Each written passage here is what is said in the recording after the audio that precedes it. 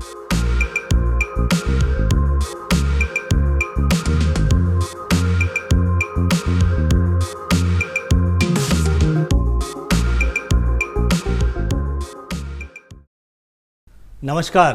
Hello Uttarakhand कार्यक्रम में आप सभी दर्शकों का हार्दिक स्वागत है।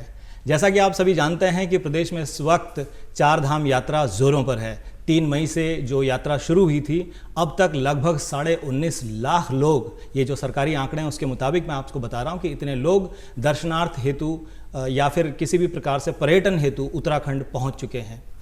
हेलो उत्तराखंड कार्यक्रम के माध्यम से हम शासन प्रशासन की जो तैयारियां इस यात्रा को लेकर हैं उसकी जानकारी आप तक पहुंचाते आ रहे हैं। आज हम बात करेंगे कि स्वास्थ्य सुविधाएं किस प्रकार से पर्यटकों को दी जा रही हैं उसके बारे में, और इस पर विशेष चर्चा के लिए हमारे साथ इस समय उपलब्ध हैं उत्तराखंड की स्वास्थ्य चिकित्सा एवं परिवार कल्याण निदेशक डॉक्टर सरोज नैथानी जी।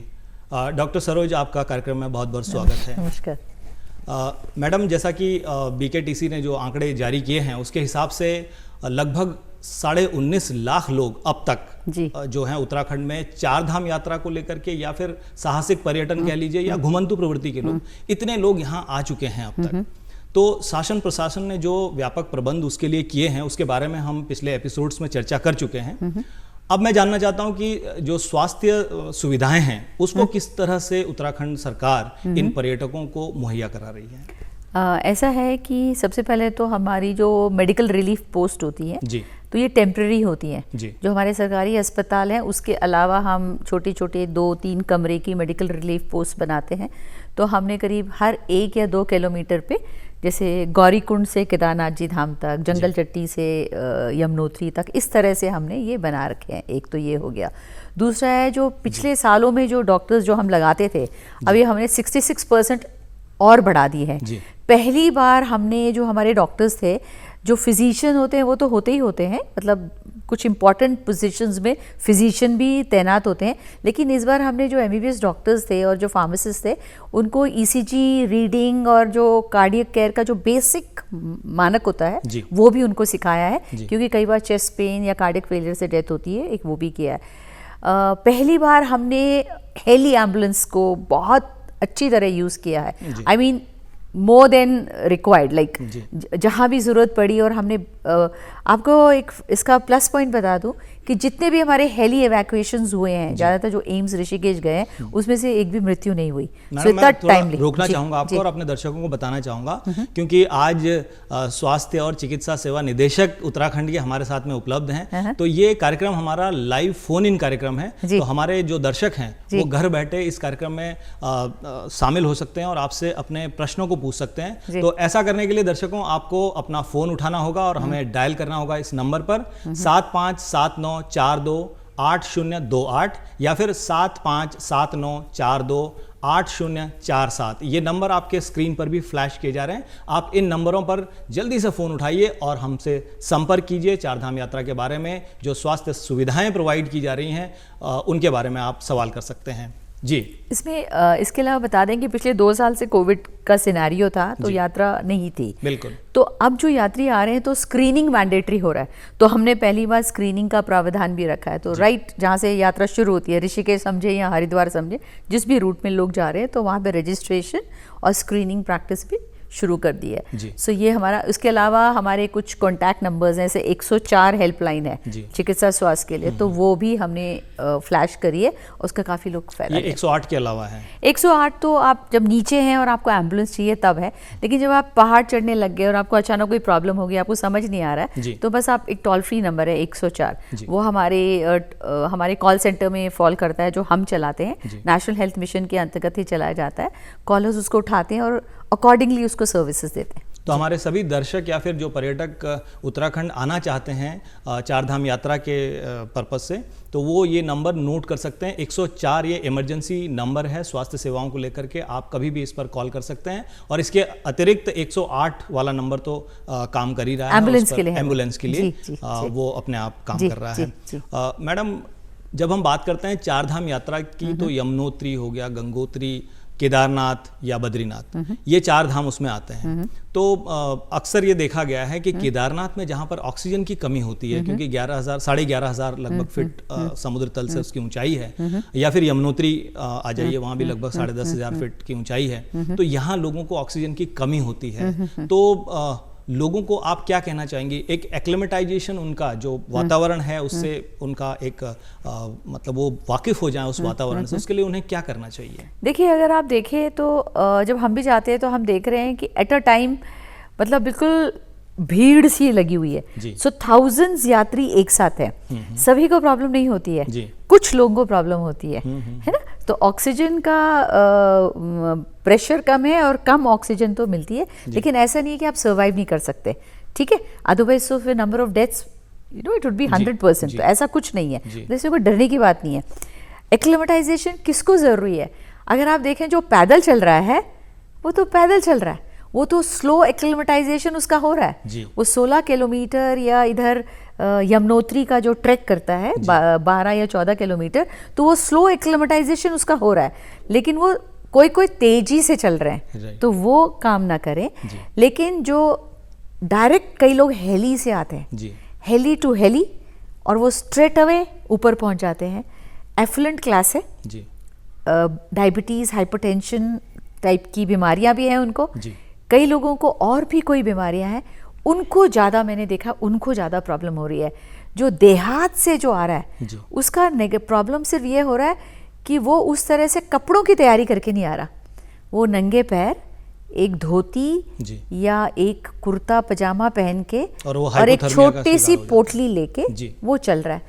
अचानक केदारनाथ जी में बारिश हो जाती है, दिन में 1 या 2 बार बारिश शुरू होती है, भीग जाता है, जहां वो भीगता है उसको हाइपोथर्मिया हो जाता है। तो आपके माध्यम से दर्शकों को यही बताना है कि वहाँ गीले नहीं होना है, आपने वो गीले होने से बचाना है और स्लोली चलना है, तो एक्लेमेटाइजेशन, नेचुरल एक्लेमेटाइजेशन हो जाएगा। सो वातावरण को लेकर के या विषम भौगोलिक परिस्थितियों को लेकर के पहले से ही जो हमारे पर्यटक आ रहे हैं 4 धाम में, उनको पूरी तैयारि से यहाँ पर आना चाहिए। उनको अपने वुलेंस जरूर लेके आने, क्योंकि वो समझते हैं कि जैसे आप अगर आप देखें, सबसे पहले कर्नाटका तमिलनाडु के यात्री जाते, फिर गुजरात, मध्य प्रदेश, ये सब गर्म, राजस्थान गर्म इलाके से आ रहे हैं, वो सोच में भी वैसे ही आ रहे हैं।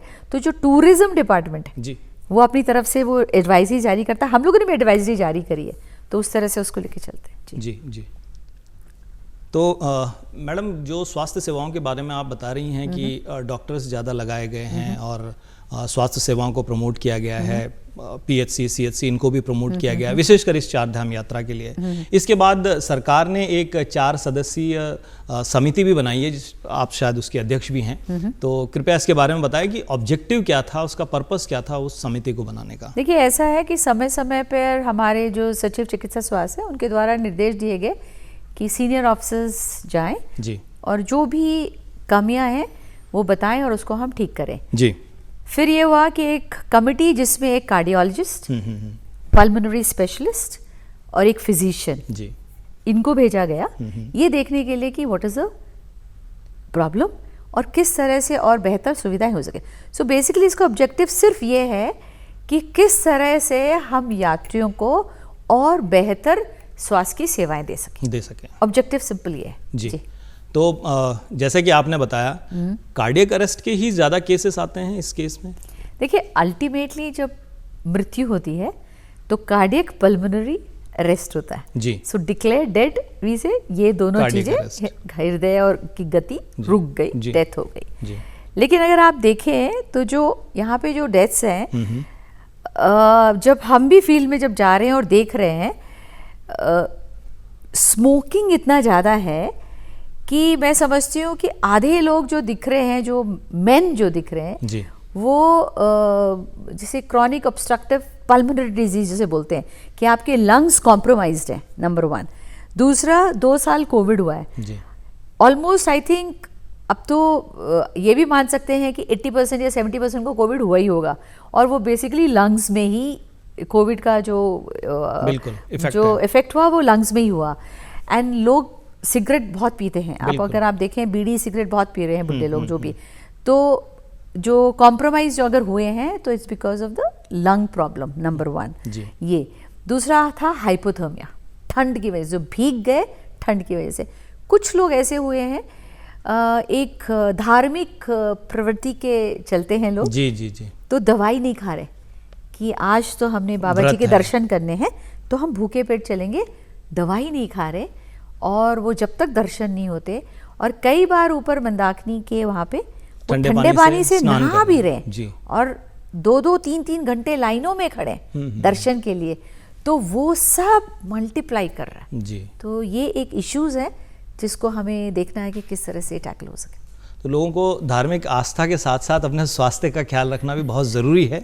हमारे जो पर्यटक हैं वो विशेष रूप से इस बात का ध्यान रखें, जैसे कि डॉक्टर साहब ने कहा कि जब भी आप जाएं तो धार्मिक आस्था अपनी जगह है, लेकिन आपका स्वास्थ्य जो है वो भी अपनी जगह है, बहुत ही महत्वपूर्ण है, इसका ध्यान रखें। डॉक्टर साहब, मैं यहाँ पे आपको ये कहना चाह रही हूँ, क्योंकि जब मैं भी अभी पिछले 15 दिनों में 2 बार चली गई हूँ, जितने हमने केसेस देखे जो अस्पताल में वहाँ थे, जिनको ऑक्सीजन दे रहे थे, सबका यही था, आपने दवाई खाई? दवाई नहीं खाई, आज नहीं खाई, बस आज नहीं खाए। किसी ने कहा कि बस हम लाए तो थे पर भूल गए खाना। तो ये हमें प्रॉब्लम दिखी है, इसलिए मैं आपके माध्यम से बताना चाहती थी। अच्छा अच्छा। डॉक्टर साहब, ये 4 सदस्यीय समिति और बाकी चीज़ें आपने बताई, इससे लगता है कि सरकार कितनी सीरियसली इस इशू को देख रही है, क्योंकि विगत कुछ वर्षों के मुकाबले इस बार जो हैं वो डेथ रेट्स बढ़े हैं, और स्पेशली उनमें खास करके वही लोग थे जो पहले से ही बीपी या डायबिटीज़ वगैरह के पेशेंट थे। नहीं, उसके अलावा एक और चीज़ है, अगर आप देखें यात्रा में तो हमेशा बुजुर्ग बुढ़े तो आते ही आते हैं, राइट? और जो डेथ्स भी हैं अब 60% है जी, मतलब जो लोग 60 साल से ऊपर हैं जी, 60% डेथ्स वहीं हुई हैं। तो आप आइडिया लगा सकते हैं 60 के ऊपर एसोसिएटेड डायबिटीज, हाइपरटेंशन, बिल्कुल शायद कोई लंग डिजीज हो जी, तो ये सब मल्टीप्लाइंग फैक्टर्स हैं।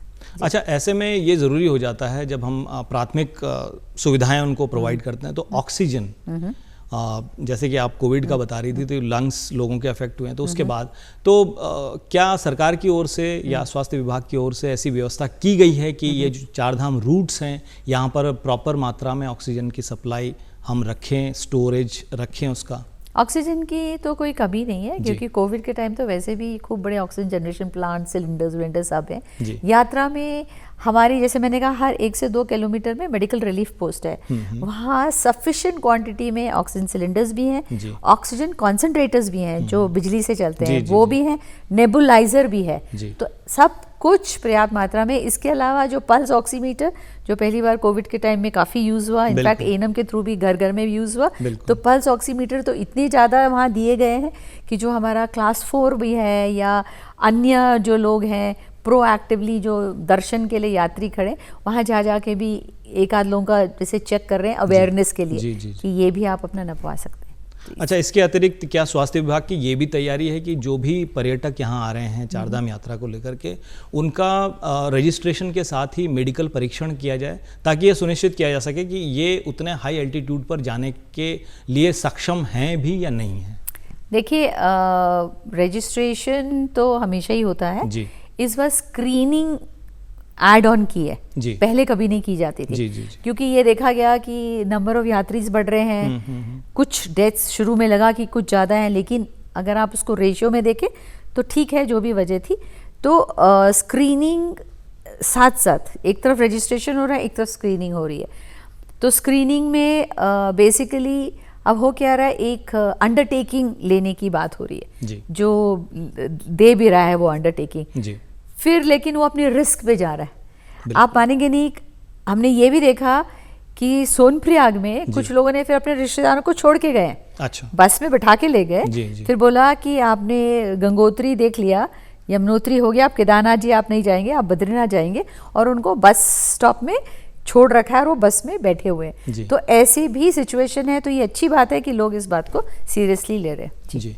तो जिस तरह से सरकार की तैयारी है, आपको लगता है कि जिस मात्रा में, जिस संख्या में मैं कहूँगा पर्यटक आ रहे हैं, तो क्या पर्याप्त हैं ये तैयारियाँ? देखिए, पर्यटक की जो बात कर रहे हैं, अभी आपने जब ओपनिंग आपका सेंटेंस था, धार्मिक के अलावा ट्रेकर्स, टूरिस्ट, आप माने वाले सभी आ रहे हैं। हाँ, नहीं वो ही नहीं, लोग अपने इतने छोटे छोटे बच्चे लेके आ रहे हैं, इतने बच्चे लेके आ रहे हैं, कुछ तो हमें ऐसे लग रहा है पिकनिक मोड में आ रहे हैं।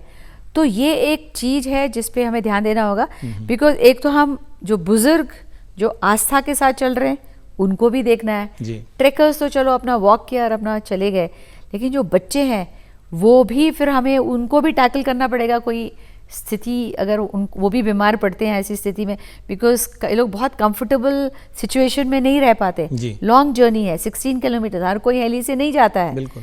तो एक दिन में पिछली बार अभी तो रिसेंटली 18 हज़ार केदारनाथ जी पहुँचे। तो आप लगा लें कि जो रास्ता है, इतने रास्ते में पूरे दिन भर में 18,000 लोग जाना, तो इट्स ओवर क्राउडेड। एग्जैक्टली। तो ये भी एक वो है, तो इस तरह से आपको देखना पड़ेगा जी। तो ये समस्या पर्यावरण के लिए भी निश्चित रूप से घातक है, जिस संख्या में लोग जा रहे हैं और जिस तरह से कूड़ा वहाँ पर फैला रहे हैं। मैं अपने दर्शकों को एक बार फिर याद दिला दूं कि आज का ये हमारा हेलो उत्तराखंड कार्यक्रम जो है वो लाइव फ़ोन इन कार्यक्रम है, और आप इस कार्यक्रम में शामिल हो सकते हैं। उत्तराखंड में जो स्वास्थ्य सुविधाएं हमारे पर्यटकों को दी जा रही हैं, चार धाम यात्रा में जाने वालों को विशेषकर, उससे जुड़ी हुई जो जानकारी आप लोग चाहते हैं वो यहाँ पर स्वास्थ्य जो निदेशक उपलब्ध हैं उनसे आप प्राप्त कर सकते हैं। और ऐसा करने के लिए आपको हमारे स्टूडियो का नंबर डायल करना होगा, जो है 7579428028, यानी 7579428028, या फिर 7579428047। तो ये नंबर आपके स्क्रीन पर भी फ्लैश किए जा रहे हैं, बार बार फ्लैश किए जा रहे हैं। आप इससे जुड़ी हुई कोई भी अगर जानकारी चाहते हैं तो आप हमारे स्टूडियो में कॉल कर सकते हैं इन नंबरों पर, और अपना जो प्रश्न है उसे पूछ सकते हैं। मैडम, जो आप अभी बता रहे थे उसी से एक सवाल निकल के आता है कि हम कितना भी कर लें, लेकिन इसके बावजूद लोगों में वो जैसे धार्मिक आस्था वाली भावना और वो सारी चीज़ें हैं, रजिस्ट्रेशन लोग एस्केप कर जाते हैं। तो ऐसे में ज़्यादा दिक्कतें होती हैं शासन को, प्रशासन को, या स्वास्थ्य महकमे को। देखिए, रजिस्ट्रेशन एस्केप करेंगे तो ये तो नेगेटिव ही होता है, बिकॉज आपकी जब आइडेंटिटी सपोज, क्योंकि जैसे मैंने अभी कहा कि वो गए, कोई एक बीमार है, कुछ है, उसको पीछे छोड़ दिया और चले गए जी। गॉड फॉरबिड उसकी मृत्यु हो गई जी, कुछ हो गया, उसका कहीं रजिस्ट्रेशन नहीं है, उसका पता ही नहीं ये कौन है। तो ऐसे में हर किसी को परेशानी हो जाती है। बिल्कुल। तो it becomes an unknown body जी। फिर वो रिश्तेदारों को भी तकलीफ है, हमको भी तकलीफ है जी। तो ये एक चीज़ है।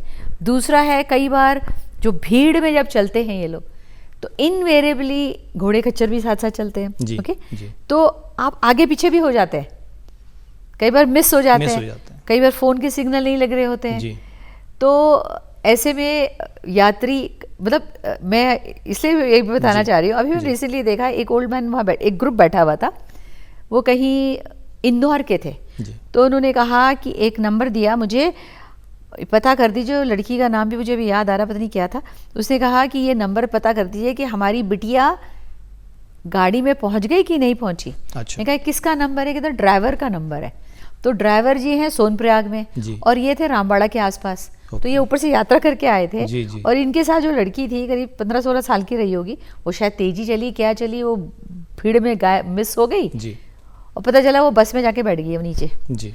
तो ऐसे में यात्री लोग भी जब आपस में इधर उधर हो जाते हैं, तो जब रजिस्ट्रेशन होता है, आपके पास आईडी होता है, आपका कहीं डिटेल होता है जी, तो पता करने में आसानी होती है, आपको ढूंढने में बहुत आसानी होती है। तो मैं समझती हूँ रजिस्ट्रेशन कराने में कोई हर्जा नहीं है, it is very good technique. अच्छा, यात्री अक्सर जो है, अभी आपने जिक्र किया था घोड़े खच्चरों का, तो उसका सहारा भी लेते हैं। अब आप जानते हैं कि थोड़ा लोगों का लिविंग स्टैंडर्ड बढ़ा है, तो अफोर्डेबिलिटी बढ़ गई है, तो लोग अधिक से अधिक घोड़े खच्चरों को हायर कर लेते हैं वहाँ से और उनके माध्यम से यात्रा करते हैं।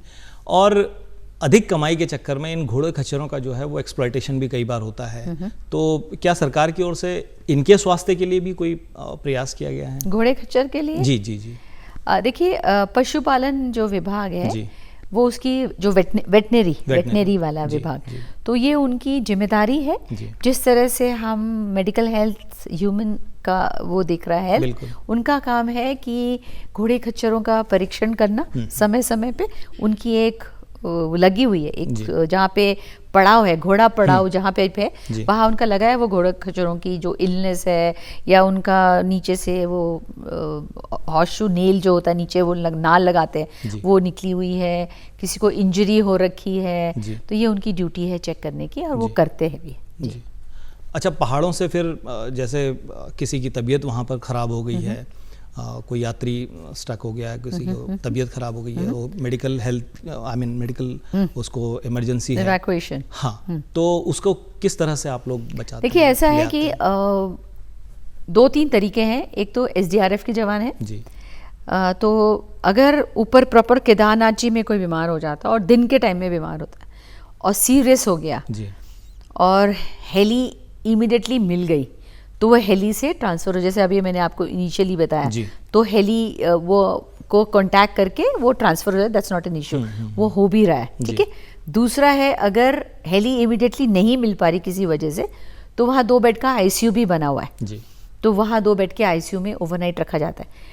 या फिर ऐसा लगे कि ये हाई एल्टीट्यूड की वजह से इसको फेफड़ों में पानी चला गया या ब्रेन में एडिमा हो रहा है, इसको यहाँ तो रखना ही नहीं है, तो पूरी मेडिकल इमरजेंसी के साथ उसको हाई एल्टीट्यूड से थोड़ा नीचे को जी पुश करने का SOP है कि उसको नीचे को शिफ्ट करना है ताकि वो आगे इवैक्यूएट हो सके। एक तो ये हो गया, और SDRF के जवान और ये लोग, इनके पास फ़ोन्स हैं, सैटेलाइट फ़ोन जो से पुलिस वालों के पास होते हैं, और ये लोग हमारे MRP मेडिकल रिलीफ पोस्ट के आसपास ही होते हैं, जिसको भी कोई प्रॉब्लम होती है तो कोऑर्डिनेट करके वो अकॉर्डिंगली उसको शिफ्ट करने की बनी हुई है, प्रॉपर तालमेल है, तो इसमें कोई इशू नहीं है, तो ट्रांसफ़र हो जाता है पेशेंट। और एक बार नीचे आते हैं तो 108 से या तो वो जिला चिकित्सालय जाएंगे, श्रीनगर मेडिकल कॉलेज जाएंगे, ऐसे बहुत सारे इंस्टेंसेस हैं।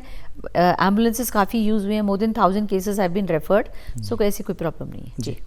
डॉक्टर साहब, विश्व भर में जो है कोरोना कोविड जो है वो चर्चा का विषय बना हुआ है, हम सभी जानते हैं, और इसने लोगों के हेल्थ को भी काफ़ी अफेक्ट किया है। जो लोग कोरोना सर्वाइवर हैं उनमें देखा गया है कि थोड़ी सी उनकी जो है इम्यूनिटी कम हो गई है, तो क्या एक वजह ये भी हो सकती है कि ज़्यादा लोगों को मेडिकल इमरजेंसी हो रही है?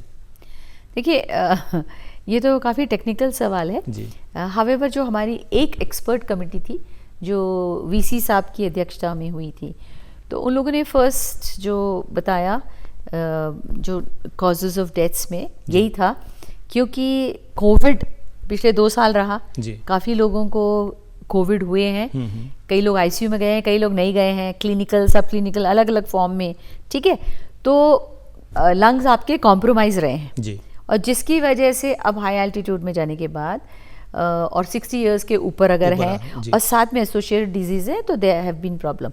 तो ये एक फैक्टर है जो आपस में लिंकेज कर रहे हैं हम लोग, लेकिन एज सच अभी कोई टॉपसी करके जो डिटेल स्टडी है वो एक अलग से एक विषय होगा जिसपे जी बिल्कुल, जैसे आपने पहले बताया कि थोड़ा टेक्निकल क्वेश्चन है जी जी जी। डॉक्टर साहब, जब भी मौसम परिवर्तन होते हैं तो उसके साथ थोड़ा बहुत लोगों के स्वास्थ्य में भी उतार चढ़ाव आता है, तो अब मानसून आने वाला है और इतनी संख्या में पर्यटक यहाँ पर आ रहे हैं, आते ही जा रहे हैं, और यात्रा सीजन तब भी चलता रहेगा, तो आपको क्या लगता है कि कोई कॉम्प्लिकेशन इस तरह के लोगों को हो सकते हैं एक्चुअली या क्या प्रिकॉशन लिए जाने चाहिए? नॉर्मली आप जब यात्रा का आप ट्रेंड देखोगे जी, ओपनिंग जब होती है उसके 1 महीने पीक रहता है जी, रेनी सीजन में सब समझदार है बिकॉज ट्रैवल एजेंट्स लाते हैं लोगों को बाय वर्ड बाय माउथ। ये तो इतनी फेमस यात्रा है, 4 धाम यात्रा है ना, सबको पता होगा कि बरसातों में हिल्स में लैंडस्लाइड भी होता है, ये भी होता है, मतलब धाम में पहुंचने के अलावा जो बीच के जो रास्ते हैं उसमें भी इशू होते हैं, तो कंपैरेटिवली यात्रा लो लेवल पे चली जाती है, कम यात्री आते हैं। हावेवर ऐसे में बस प्रॉब्लम ये होती है कि जो मैंने आपको इनिशियली कहा, भीगने से हाइपोथर्मिया होने की चांसेस ज़्यादा होती हैं, तो लोग रेनकोट लेके तो चलते हैं, पर रेनकोट यहाँ तक होता है, नीचे से पैर गीले हो जाते हैं या कुछ ना कुछ प्रॉब्लम तो आ ही जाती है, फिर ये आस्था के कारण वो नहाने लगते हैं ठंडे पानी से तो और बाकी चीज़ें, दैट इज़ एन इशू जी जी। और समय समय पर जो उत्तराखंड सरकार द्वारा स्वास्थ्य विभाग विशेषकर जो एडवाइजरी जारी की जाती है, उसके बारे में आपका क्या कहना है? एडवाइजरी हम लोग विभिन्न माध्यमों से करते हैं जी। अभी जैसे अगर आप कहें तो ये जो हम टॉक कर रहे हैं स्मॉल लाइक एन एडवाइजरी, लोगों को हम ज्ञान दे रहे हैं जी। एक सेट एडवाइजरी जो टूरिज्म डिपार्टमेंट की तरफ से वेबसाइट में सब में फ्लैश होती है जी। रजिस्ट्रेशन के टाइम पे भी उनको एक लीफलेट अबाउट एडवाइजरी दिया जाता है। तो एडवाइजरी टाइम टू टाइम, अब जैसे जैसे एक्सपर्ट कमिटीज़ या ओपिनियंस या फीडबैक्स जो आते हैं तो वो एडवाइजरी के रूप में चले जाते हैं जी। तो इस तरह से एडवाइजरी रेगुलर बेसिस में होती है। डॉक्टर साहब, एडवाइजरी में बहुत सारी चीज़ें इस तरह से होती हैं कि उन्हें अपना मेडिकल प्रिस्क्रिप्शन जो है वो साथ लेके आना है, जो डॉक्टर हैं उसका फ़ोन नंबर भी साथ में लेकर के आना है, अल्कोहल नहीं लेना है, स्मोकिंग नहीं करनी है, इस तरह की वो हेल्थ एडवाइजरीज़ हैं जो मैंने देखी थी उस पर। इसके बाद अगर कोई जो है ऐसे ही निकल जाता है बिना रजिस्ट्रेशन के या बिना इन एडवाइजरीज़ को ध्यान में रख करके, और फिर कोई कॉम्प्लिकेशन आ जाता है, तो उसके लिए क्या किया जाता है? कोई पनिशमेंट काइंड ऑफ आप लोग रखते हैं? देखिए, हम लोग तो मेडिकल हेल्थ वाले हैं, हमारा काम है बचाना जी। जिसको प्रॉब्लम होगी हम उसको बचाएंगे। Rest action is by other department जी, है ना, जिनको ये सब कंट्रोल करना है। अगले किसी पड़ाव पर अगर कोई इस तरह से पाया जाता है कि बिना रजिस्ट्रेशन के आ गया और इसे ये दिक्कतें भी हैं जब उसका मेडिकल एग्जामिनेशन होता है और इसे ये दिक्कतें हैं, तो क्या कोई इस तरह का प्रोविजन है? नहीं, प्यूनिटिव एक्शन कोई नहीं है। अच्छा, कोई punishment not the part of health department? नहीं, it's not part of health department and moreover हम लोग बस एडवाइज ही करते हैं जी। तो यही हम बता सकते हैं कि इट्स वेरी हार्मफुल जी। आप अच्छा, जब आप लोग जाते हैं और देखते हैं, लोगों से मिलते हैं, स्थानीय जो लोग हैं उनका क्या योगदान होता है? जैसे इस तरह की मेडिकल इमरजेंसीज कहीं पे आ जाती हैं तो लोग कितने सपोर्टिव होते हैं उस समय? मैंने देखा है कि अगर आप स्थानीय लोगों की बात करें तो अभी जैसे हम बार बार वही केदारनाथ जी की बात करते हैं, तो आधे लोग तो अपने बिजनेस में ही है, जैसे अब दुकान उस रूट पे अगर आप बात करें तो। मतलब लोगों की दुकानें खुली हैं, वो तो अपने बिजनेस में लगे हुए हैं, ठीक है। सेंसिटिविटी टूवर्ड्स टूरिस्ट तो वो इन टर्म्स ऑफ इनकम है कि मेरी दुकान है, चल रही है, गिव एंड टेक, करीब करीब वही चल रहा है। लेकिन अब हम लोग जो मेडिकल हेल्थ है एंड अदर डिपार्टमेंट्स है उनको और भी तरीके से वो कर रहे हैं कि आप वहाँ पे बैठ के जैसे उनको कोई सलाह दे सकते हैं।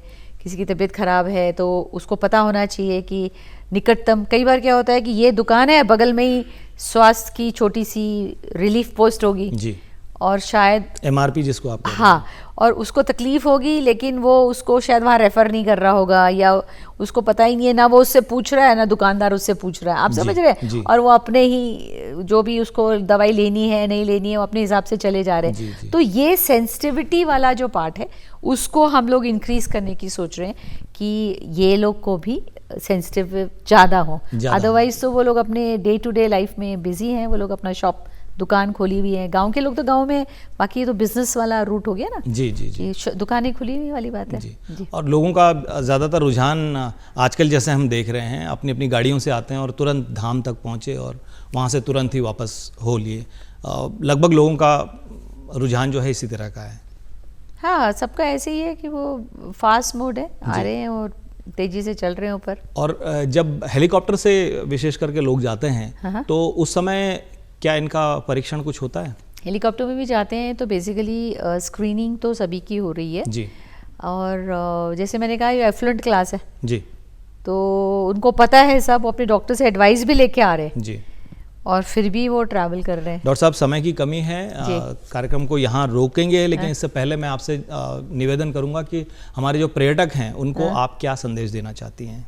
मैं तो ये कहना चाहती हूँ कि आप दर्शन करने ज़रूर आएँ और बुज़ुर्गों को और बच्चों को अच्छी तरह ख्याल रखते हुए लाएं। अगर उनको कोई इलनेस है तो उनकी दवाई ज़रूर साथ लें, और जगह जगह पे हमारे जो चिकित्सा इकाइयां हैं उनको इस्तेमाल ज़रूर करें, और ज़रूरत पड़ने पे 104 हेल्पलाइन नंबर उसका इस्तेमाल ज़रूर करें, क्योंकि 104 हेल्पलाइन से आप अपने जो भी आपकी प्रॉब्लम्स है वो हम मेडिकल आपको इमरजेंसी में जी हाँ सहायता ले सकते हैं।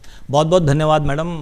दर्शकों, हमारे साथ आज उपस्थित थे निदेशक चिकित्सा एवं स्वास्थ्य और परिवार कल्याण उत्तराखंड डॉक्टर सरोज नैथानी, जिन्होंने हमसे बातचीत की और ये बताया कि किस तरह से चारधाम यात्रा के दौरान जो मेडिकल सुविधाएं हैं, स्वास्थ्य सुविधाएं हैं, वो पर्यटकों को प्रोवाइड की जा रही हैं, प्रदान की जा रही हैं। इस कार्यक्रम में इन्हीं विषयों को लेकर, चारधाम यात्रा के ऊपर जो विषय हैं उनको लेकर के हम आपसे लगातार रूबरू होते रहेंगे।